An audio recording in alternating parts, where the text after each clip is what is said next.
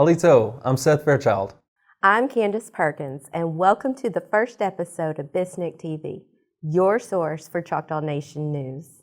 The Choctaw Nation recently entered into a compact with the state of Oklahoma over Lake Sardis. Let's take a closer look at that compact. Of course, this started back in 2011. I mean, it would take hours to explain the whole details, but basically we filed that because they were trying to take what we felt like was our water. We based it according to treating a Dancing Rabbit Creek, that we own the water in this area. And of course, it went to the Western Court District. That judge ordered that it would go into mediation. So that's what's been going on for the last 5 years, is just meeting after meeting. During that time frame, there was a lot of give and take from all sides.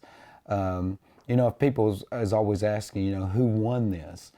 I think it's probably, I would define it as it's a mutually agreed upon terms, because everybody had to give and take during that whole process. So if there was somebody trying to win in certain areas, people would challenge that and would bring it back so that everybody won and lost basically. But at the end of the day, we felt like it was best for our tribal members, it was best for southeastern Oklahoma, and it was best for the citizens of Oklahoma to where we are today. Well, of course, a lead for us was Judge Michael Burridge, our general counsel. In support of that, of course, we had all of our team from Brian McLean, Joshua Riley, Judy Allen, and of course, when the decision making came, it came to me, and then of course I would confer with our tribal council, which our council, want to make sure that everybody understands that this is a process. So this is just a step. I always say that we've come to terms, agreement on this language, on these terms. So then after this, if all the legislative bodies pass it, then we'll go to Congress and see if we can get it approved by them, which is important to the Choctaw Nation, because then it becomes federal legislation, which is another protection for us, is because then if anything happens, Oklahoma City, anybody violates this agreement, it goes to federal court. So it doesn't benefit the state by going to state court. And so, but then also another important part is injunctive relief. If somebody fails to live up to that agreement, then automatically when that is filed in federal court, the injunctive relief means it stops them. Water would not be moved at all, which is a huge win for us. So, in other words, one of the protections that we had was conservation standards. Oklahoma City cannot, they have to live up to these conservation standards. So say, for example, if they're watering their lawns in a drought, and we can prove that, and they're taking water from southeastern Oklahoma, we file the injunctive relief. It stops all water flow immediately. So that's a part of that. And I know you've probably heard me talk about protections, such as the lake level management plan. The current lake typically runs about 599 feet. The water can come down to 597, 595. It's called average, moderate, and severe drought. So if you can imagine 597, 595, 592, and 589. 589 would be the severest.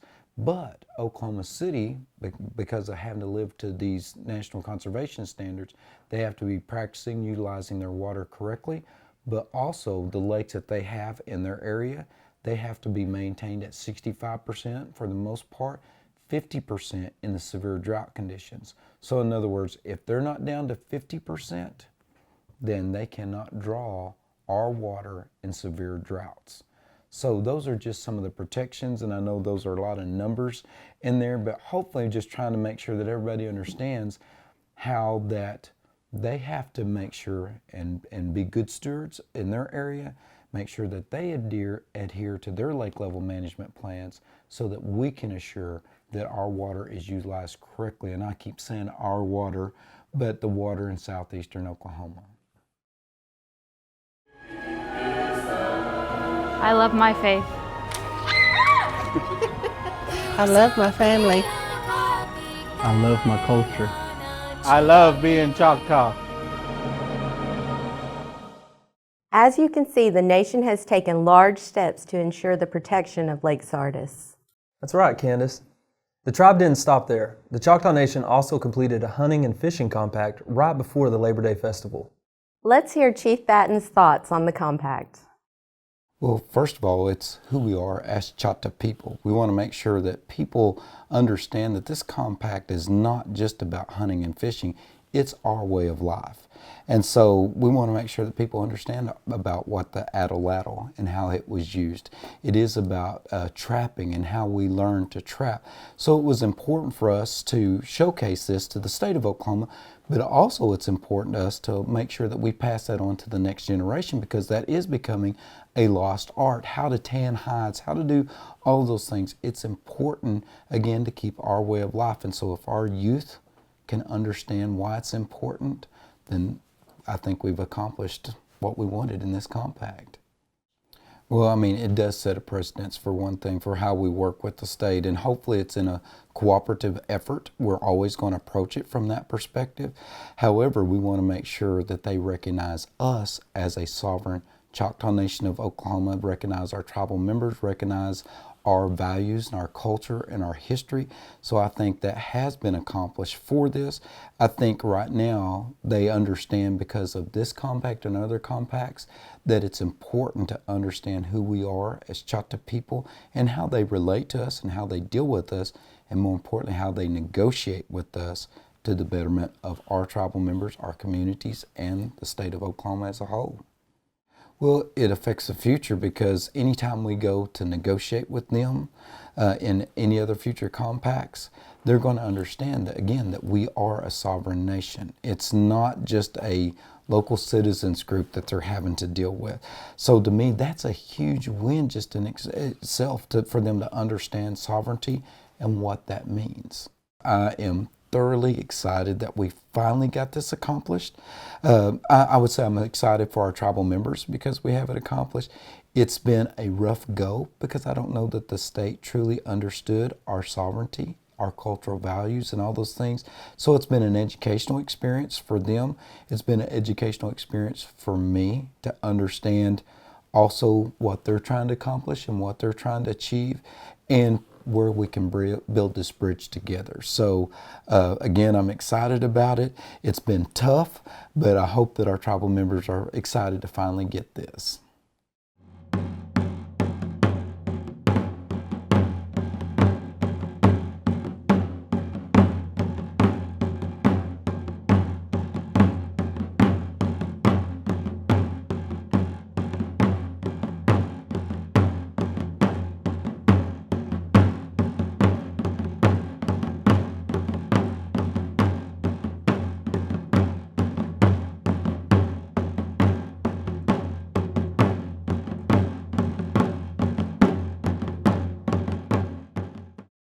Tribal policy analyst Josh Riley provided a detailed breakdown of the compact. Make sure to watch the informational video on the Biskinik TV playlist. Turning our eyes to news outside the Choctaw Nation, Standing Rock Lakota Sioux Tribe received supplies from the Choctaw Nation. Jeff Hansen and the emergency management team traveled to North Dakota to offer support. Biskinik TV followed along during the trip to document the nation-to-nation interaction. Well, first, we're standing united with the Standing Rock Sioux. They're a fellow brother, they're fellow Native Americans, and when we want to show our support in the protection of their environment, just like we want to make sure and protect our environment and our culture. I think it's important, one, for protection of the environment. I think sustainability, their tribal, their cultural values. Yes, I think those are two important issues for them, for the Standing Rock Sioux. Well, to us, this is continuing our legacy of giving. We gave to the Irish potato famine after we came across the Trail of Tears.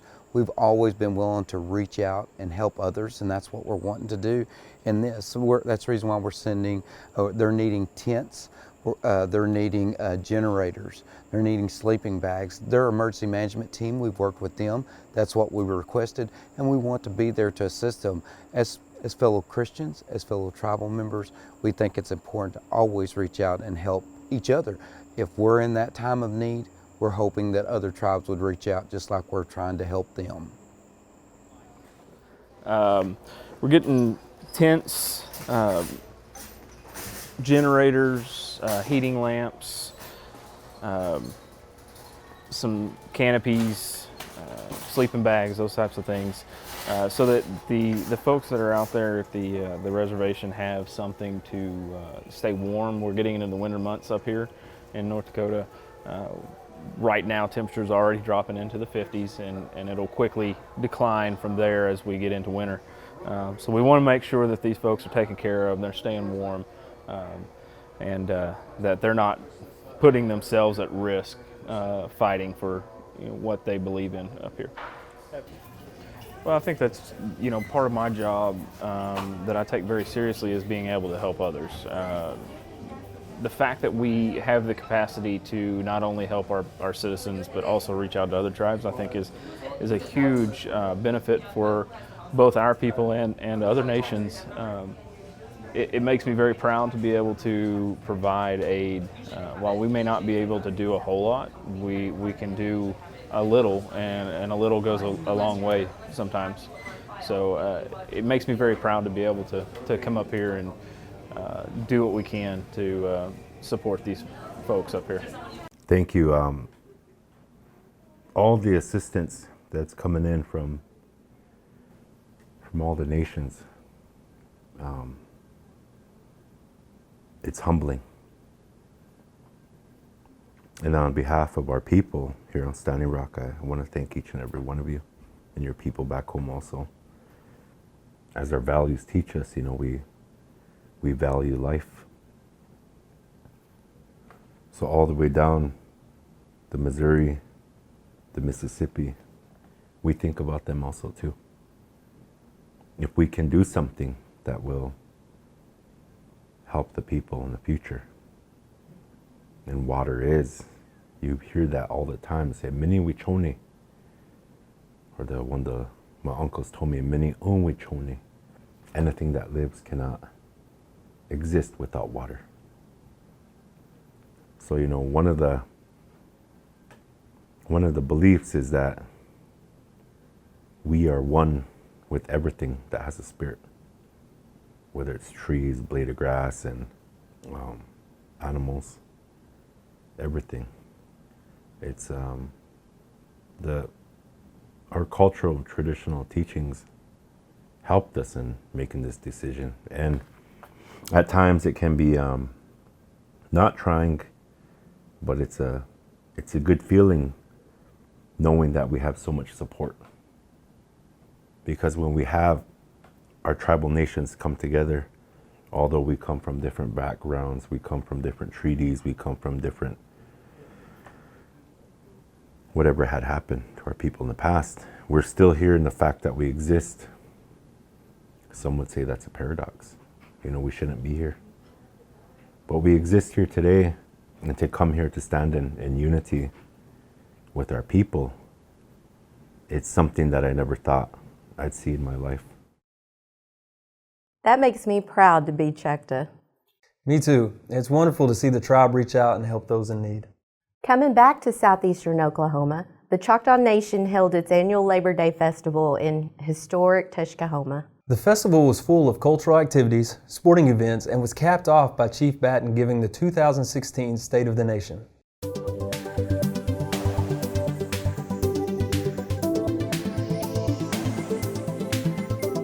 Today we're here for a groundbreaking ceremony for a new wellness center here in Stigler, and it's a great day. I think it represents that we're making a focus on our youth, and they're critical to us. They are the next generation. They're going to lead this great Choctaw Nation. They're going to be the leaders in Atoka.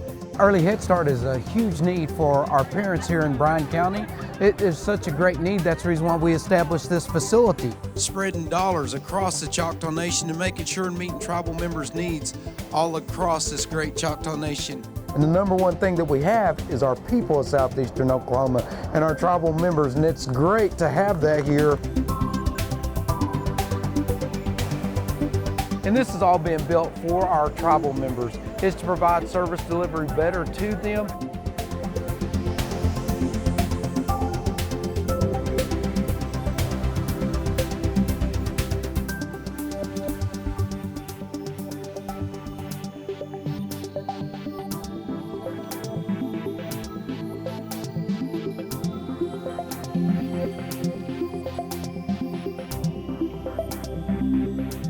My parents used to say, all of our culture and tradition is only a generation away, that we may not have it anymore. Just one generation can change a whole entire community.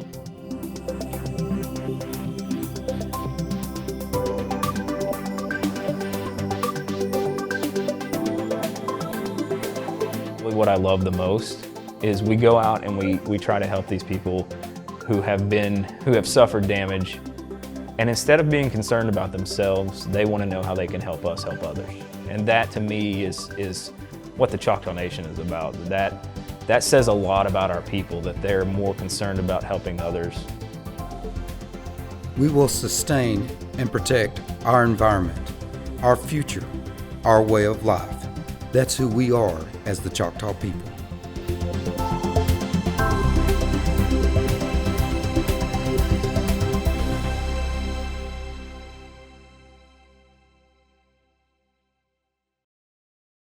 It all started with an unknown, tearful journey through rugged terrain across an unfamiliar land. And the journey did not end. Our Choctaw leaders continue the journey, building schools, churches, and communities that continue to grow today.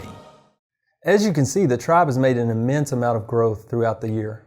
I can't wait to see what's in store for the Choctaw Nation in 2017. Thank you for joining us on the first episode of Biskinik TV. Until next time, I'm Seth Fairchild. And I'm Candace Perkins. On Chapisa La Chiki.